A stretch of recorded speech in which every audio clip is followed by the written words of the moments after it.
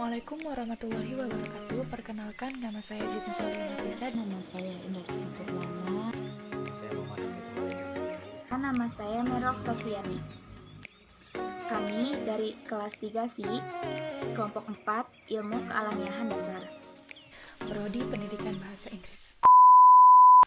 Perkembangan ilmu pengetahuan seperti sekarang ini tidaklah berlangsung secara tiba-tiba, melainkan melalui proses yang bertahap. Karenanya, untuk memahami sejarah perkembangan ilmu pengetahuan harus melakukan klasifikasi secara periodik. Dan di sini kami akan membahas tentang perkembangan zaman beserta tokoh-tokoh yang berperan penting pada zaman tersebut. Zaman prasejarah adalah zaman manusia belum mengenal tulisan. Peninggalan ini adalah alat-alat kehidupan, di antaranya kapak, anak panah, dan lainnya. Terjadi pada 3,3 juta tahun silam. Zaman prasejarah ini terbagi menjadi 3, zaman batu, zaman perunggu, dan zaman besi.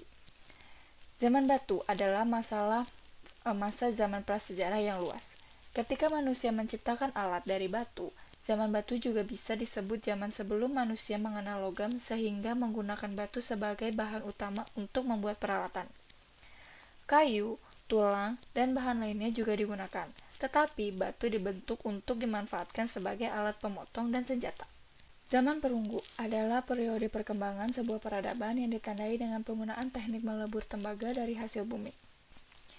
Zaman besi merupakan zaman prasejarah ketika besi menggantikan perunggu sebagai logam utama. Dalam arkeologi, zaman besi adalah suatu tahap perkembangan budaya manusia di mana penggunaan besi untuk pembuatan alat-alat pertanian atau alat-alat pemburu. Di dalam suatu masyarakat seringkali mencakup perubahan praktik pertanian, kepercayaan agama, dan gaya seni. Yunani kuno adalah peradaban dalam sejarah Yunani yang dimulai dari periode Yunani Arkais pada abad ke-8 sampai 6 Masehi hingga berakhirnya zaman kuno dan dimulainya abad pertengahan awal. Peradaban ini mencapai puncaknya pada periode Yunani klasik yang mulai berkembangnya pada abad ke-5 sampai ke-4 Masehi.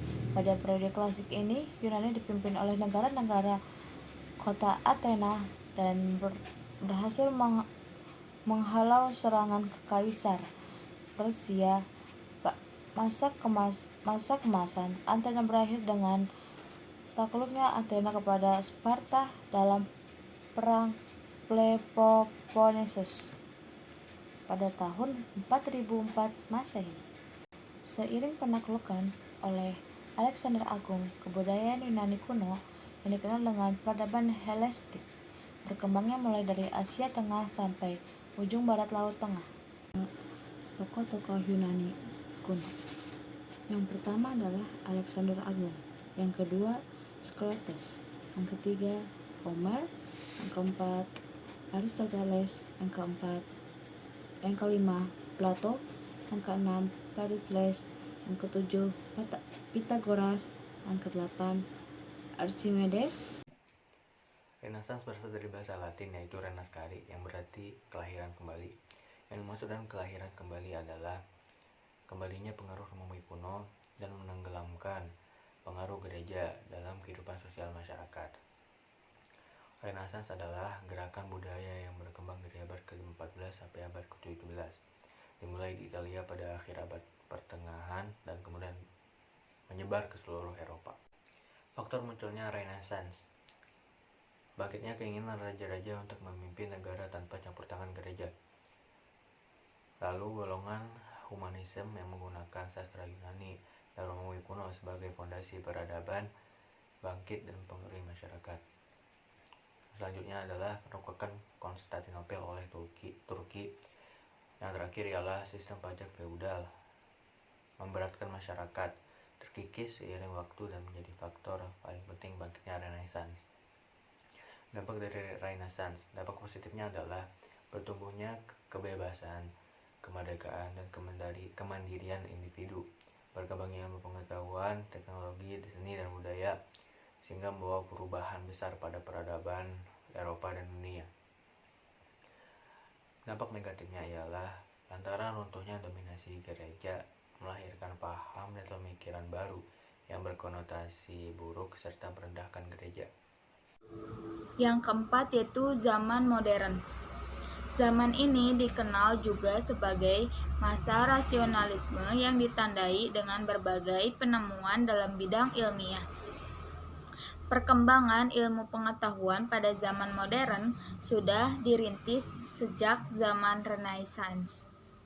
Para filsuf zaman modern menegaskan bahwa pengetahuan berasal dari diri manusia sendiri. Aliran rasionalisme beranggapan bahwa sumber pengetahuan adalah rasio. Kebenaran pasti berasal dari rasio atau akal. Pada zaman ini, filsafat dari berbagai aliran muncul. Secara garis besar, ada 3 paham yang muncul, yaitu rasionalisme, idealisme, dan empirisme. Tapi yang paling mendominasi pada zaman ini adalah paham rasionalisme. Sejarah perkembangan ilmu pada zaman modern dimulai oleh beberapa tokoh penting, yaitu yang pertama Sir Isaac Newton, yang kedua Leibniz, dan yang ketiga Joseph Black, keempat Joseph Priestley, dan yang terakhir Anthony Laurent Lavoisier. Yang kelima yaitu zaman kontemporer. Pada zaman ini bermula dari abad 20 Masehi dan masih berlangsung hingga saat ini. Zaman ini ditandai dengan adanya teknologi-teknologi canggih dan spesialisasi ilmu-ilmu yang semakin maju.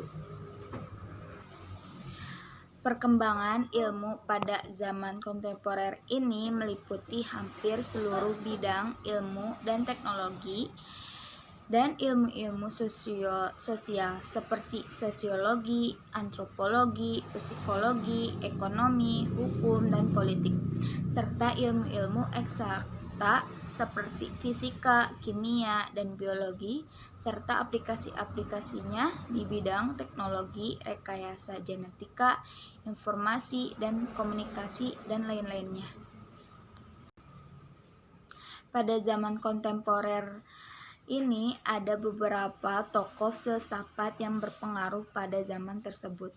Di antaranya yaitu yang pertama Edmund Husserl, kedua Jean-Paul Sartre, ketiga Michel Foucault, dan yang terakhir William James.